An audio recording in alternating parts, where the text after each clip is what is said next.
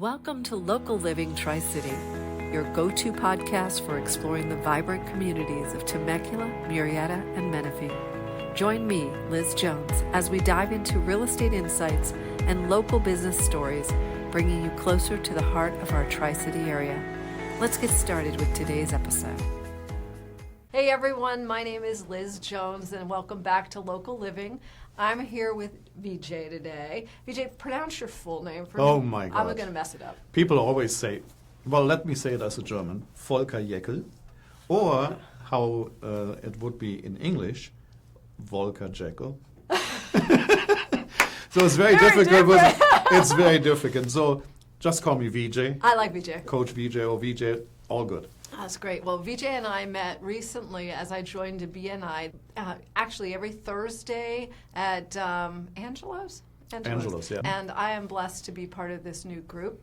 So I want to learn a little bit more about VJ. We're going to do that together here. I know you to be a business coach. That's part of my job. Tell us more about you. Tell us more about what you do. Mainly, I'm Chief Marketing Officer for an automotive group. That's a pretty big role. I don't know where you fit in all the coaching. Well, my day has actually more than 24 hours, so that's a funny part. I'm possibly unique on this planet. But the point is, working hard. But my passion is business coaching, because business coaching I do now for good 25 years, because I learned 25 years ago the methods and the curriculum from Brian Tracy. Brian Tracy, very well known. It's a good friend of mine. He lives in Solana Beach. Huh. We just had a coffee 2 months ago on Starbucks. And so I learned his principles. I did it very, very successful in Germany before September 11, I came to America. And I also did disc profiling or disc analysis. I love and the so disc. that is my favorite part of coaching, because I can speak to people how they would like to be spoken to. I figure out where the nuances are that they will be successful. I love that. I love that. For the automotive company, as a full-time job. And so It's true. And you said something about working 24 hours. Share a little bit more about that. The problem is when I talk to business owners, they always say, I don't have time, I have too many hats to wear. Of course, we have only 24 hours, and we're burning out when we are doing too much. But when we are putting a little bit more method or more reflecting into our daily job work, then there is actually manageable time to do, and that's what I created myself.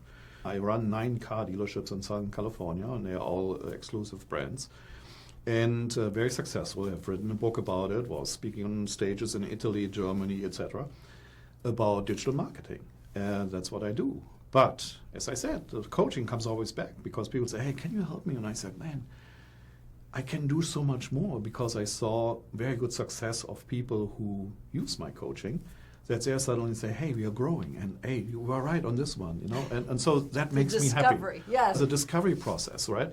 So, and that's how I discover myself. I figure out how can I put time together that it still do my 100% job here, but also 100% there. And somehow I figured out. And that is my secret. That's wonderful. Well, I'd like to learn more. Let's talk about when you take on a new client and what that typical client might look like as a coaching client. What are some of the discoveries that they find, and how do they find the efficiencies that they're missing? Most likely, nobody really says, oh, I need a business coach. Right? Everybody knows already, I have figured it out, but somehow I don't have time. Somehow my wife is mad because I'm working so many hours. I never see our kid at the soccer practice. Yeah. And they say, why are you always working? How about because I'm doing it for us? There are principles or methods, again, what we can learn or what I can bring to somebody's table, where we differentiate the really important task, if that is now not only business but also family. Right? Sometimes we think everything is important. And that's what I see always when I talk to business owners, that they said, well, I don't really need a coach. And my question is very simple. Do you know Michael Phelps?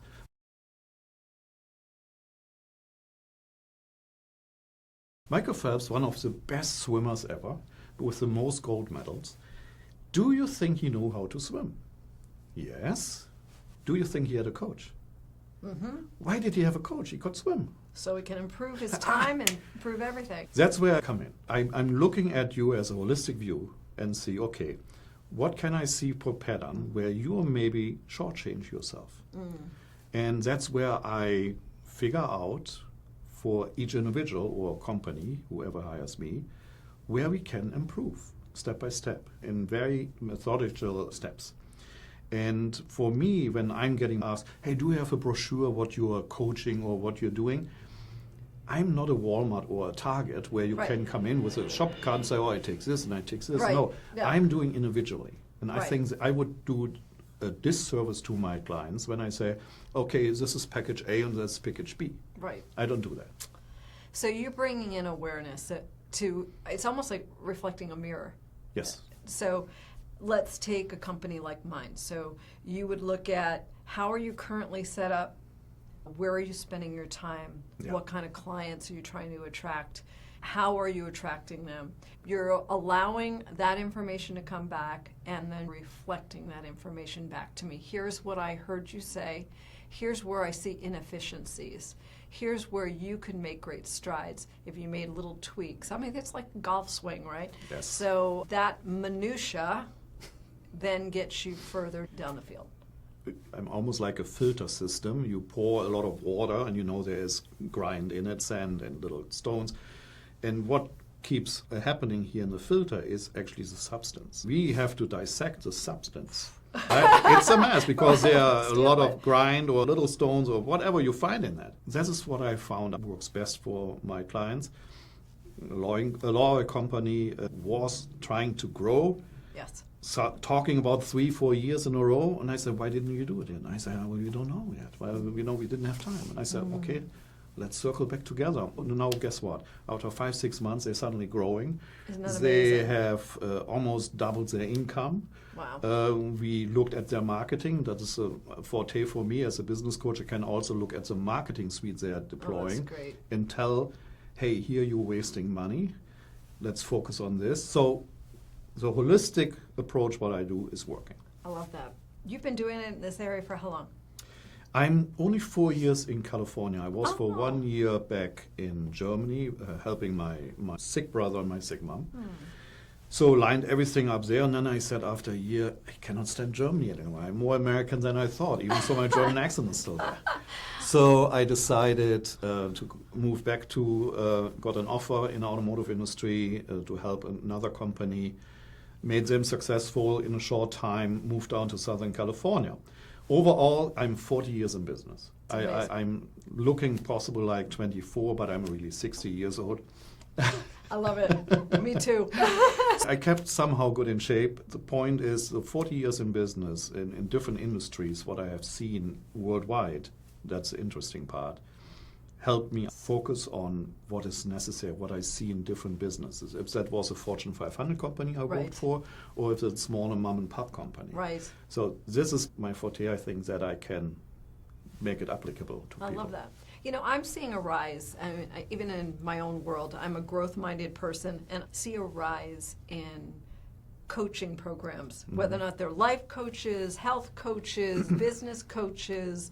You know, I go way back. I was a groupie to many coaching programs over my lifetime, and I see that on the rise. I think that's an awareness that people are wanting to improve parts of themselves and reaching for advice on how to do that. I know I'm a creature of habit. For me, my patterns have either come from my childhood, some bad habits I've developed, or mismanagement of time, whatever they are, and they catapult me through my day. Yes. And I think that once you identify an area of concern, whether or not it's putting your day back in control of your day, or raising profits, or trimming costs, whatever it happens to be. Once you're aware of those things, then you need to align with someone to identify. Second, to help organize. How do you move from point A to point B if you've got these patterns you're carrying along with you, those rocks you're dragging with you?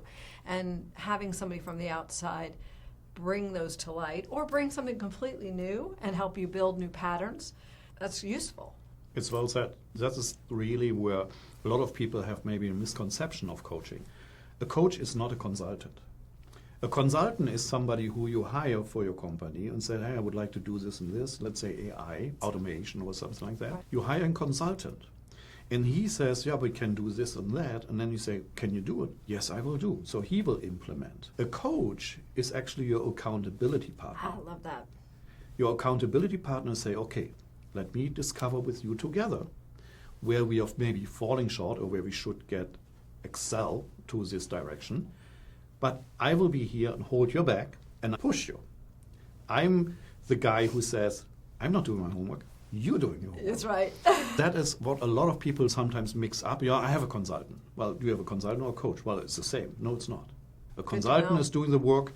A coach is helping you to do the work. Makes sense. So that makes sense, right? And the accountability factor is number one. For me, it's unbiased because I have nothing to lose. I just can gain for you. Right. And that's what I want. And you said it right, there were a lot of coaching companies all over, and it's taking more and more space. You see life coach here, life coach there, and this coach, and whatever coach. As an advice, make your research. What are their theories? Where did they learn these momentums and these theories? When they cannot tell you that that is a proven system, which is done and deployed over decades, like Brian Tracy, he's doing it for 50 years. Wow. He's 80 years old now. And that is where I can really say I'm worldwide certified, and I'm not just had a weekend course somewhere in a Holiday Inn or La Quinta, and suddenly I'm a coach. Right. You learn it like an apprentice. Tell me a little bit about Brian Tracy. I know the name, I don't remember the work, but I've heard his name a lot. Brian Tracy was a day labor worker, and he was suddenly figuring out when he was young, he was a loose cannon, he had a few $100 in a pocket. That's what he tells you when you ask him. Cannon, right. And he was traveling around the world with his friends and didn't still know what to do, really. And then he suddenly discovered that successful people always had the same pattern, and he wanted to learn these patterns. So he read books over books over books. And over all these years, and thinking he's now 80 years old and multi-millionaire, because he was hired by the biggest companies on the planet. Fortune 50 companies he was hired. And I did work for him in Germany. So what he came up with, the principles, let's say one is very familiar, called Eat the Frog. Eat the Frog is a book he created which talks about procrastination. We are all guilty as charged on this one, right? Oh, I do it tomorrow. So, and he wrote a book of that. He has over 40 books written, over 100 languages translated. This guy is a real deal. And he came up with a method on how to set goals. It always resonated with me, and the people who did it were always blown away because he had a gentle art and kind of way to talk through things. He's not a hooray like you sometimes see. 12,000 people in the stadium and they are sweaty and let's go. He is a very reserved guy, but very matter of fact. And that always resonated with me, and that's why I worked for him in Germany. I think of Jim Rohn as quite a motivation for some of my thinking. He's someone I really look up to. Bob Proctor was also a very good guy in the Gelling Institute. I listen to him still, even though he passed away. These are the things, affirmation and vibration. And sometimes sounds all hocus pocus. No, it's not when you follow it and you live it. Yeah, you know? I love that. You shared I did a disc profile with you and a few others from BNI last week. Thank you very much for doing that. It was very informative. I'm looking forward to giving my team the disc profile. Tell me a little bit more about your personal journey. You had shared a pretty spectacular overcoming personal self and stuff like that. I'd love to hear more, and we'll wrap this up with that. Of course. So, born in Germany, my parents were humble. My mom cleaned offices, and my dad was a carpenter with one leg. Wow. You know, so he was a very, very talented soccer player, and he was 17 years old, short before the war ended in 1944. He was drawn, and he lost his leg during the last 5-6 months of the war as a young kid. So, and I learned about my parents. Money was always tight, right? And I grew up, a beautiful childhood. My parents were great. And I learned from them, we help each other out, right? When, for example, my mom needed a break, I said, Mom, give me the keys. I'm going to the office and clean the offices. Oh, that's great. Even in high school time. My dad, when he had a lot to do, he was very good in carpentry. Right. He said, hey, I don't have a helper. Can you help me? And I had school vacation. And I said, don't worry about it. So I was there and preparing all the panels with this poison stuff, right? But luckily I'm still alive. Today it would be not allowed. But we were impregnating all the wood panels. Long story short, I always worked. In my first car, for example, I paid with washing cars. The car dealer said, I like you. You can wash every weekend my 100 cars and you pay the car like this back. So that was my first car, a small Fiat. And 2,500 Deutschmarks at this point was a lot of money. I didn't have any money. And I paid my car with washing cars. Oh, I love that. So you bartered. I bartered. And then made my career in the military. I was a staff sergeant for the military police in Germany. In just 4 years, I was already staff sergeant. Was very fast. It was fun, and I learned to lead people because I had a little platoon. So overall, I always like to work outside sales, pharmaceutical, chemical, SaaS companies, automotive companies. Said I always wanted to go to America when I was a kid. And my parents said, "How you want to do that?" I like America. Yeah, well, how do you know that? I don't know, but I like it, right? I looked always the Magnum files, the Rockford files, and all the stuff. I met somebody online. That was when AOL was still something. And so we fell in love. I traveled a couple of times. You should know divorce. It's okay, that happens. But the point is, I came to America, and it was exactly 2 months before September 11th. I had a consultant job lined up for automotive in Detroit, but September 11th attack occurred, and they called me and said, we don't have any job for you. Americans are afraid what's happening right now with terrorists. I said, well, I don't want to go back to Germany. So I decided, okay, how can I market myself? And one of my biggest vulnerabilities is my accent. Sometimes people say, what did you say? Especially when I started in Detroit. Everybody is there with, what did you say? And I said, my God, I spoke English, or I'm trying at least. So I said, that is my strength. And everybody said, how is that your strength? And I said, I have an idea. I was working for a steel company, driving every day 90 miles to work and 90 miles back. Oh, man. And I said, I cannot do it, I'm dying here. So I said, I'm calling a car dealership up who's selling Porsche, BMW, Mercedes-Benz in Michigan, Okemos, East Lansing, where Michigan State is. And I said, Mr. Williams, I think it makes sense to have a German guy with a German accent selling you German cars. He was laughing and he said, how in the world would you come up with that? And I said, there's automatically integrity and authenticity. He said, did you ever sell cars? And I said, no, but I will be the best.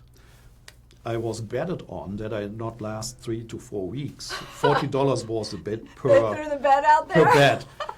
So guess who made all the money? I did, because after 8 months I was top 20 from New York to Wisconsin for BMW in sales. So long story short, that was the tenacity I came up with, and I said, never give up. I started in marketing, digital marketing, internet leads coming into a car dealership of somebody who saw a car online, and that was really new in 2000. And so I said, give it to me, I will handle it.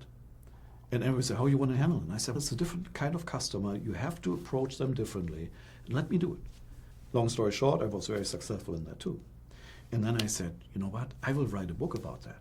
And everybody said, you're crazy. Nobody wants to read a book about that. Well, long and behold, I was the first one who wrote a book about digital marketing in the automotive industry. Oh my gosh, that's great. Then I said, I will speak in front of people and get paid.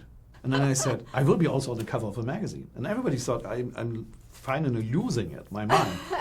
So long story short again, a producer called me and said, hey, I heard your story about Mercedes-Benz and Porsche. I want to write an article about you. I said, okay, what is it for? He said, it's a marketing magazine for the automotive industry.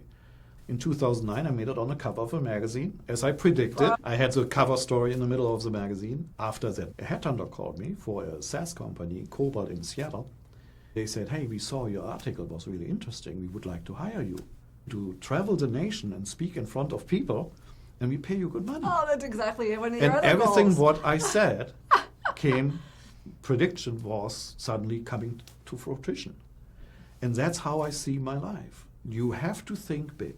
You have to think out of your box. A lot of people say it, but they don't do it. But you Put it in your head like a seed. Right. And you water it, water it, water it. And suddenly something grows out of it. Yes. And I showed it's possible. And that's why I believe in Bob Proctor and Brian Tracy, because they did the same.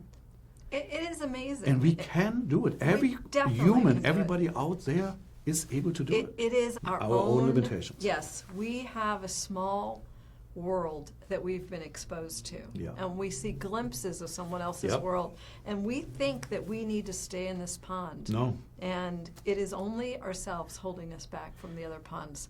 It's so nice that you say the ponds, right? Because what is surrounding most likely ponds? There are a lot of pebbles. So we humans, we are all little pebbles. Take one and try to flip one over the pond. What will happen? Skips, yep. It's skipped. Yes. So, and that's what you need to do with your personality. That's what you need to do with your goals. You try to skip. Love that. Don't make shortcuts, but you want to skip. You want to go as far as you can. And even people say, "Oh, you cannot do that. Oh, it's not possible." The only who's holding you back is yourself. Absolutely. I am convinced of that. I mean, And that's what I'm pushing now in coaching, that everybody can do. That's the Just give me a chance. that's the number one reason why people need a coach. Yeah. I really do feel like that. To discover what are your limitations, how are you thinking out of what motivates you, and how do you get there? I think that's incredible. So, Yeah. So far I had a good life. I love America. yay. As I said, I was 1 year back in Germany. I said, I cannot stand anymore. Let's go back to America.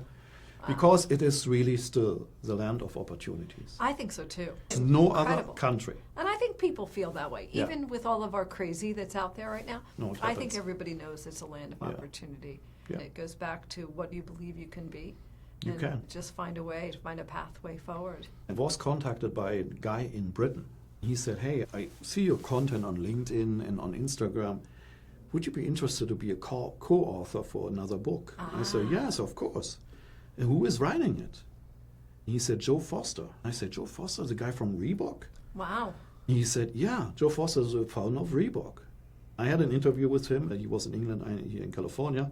We talked, we liked each other, so I made a chapter with him in his book, How to Survive and Thrive, which will be released next month.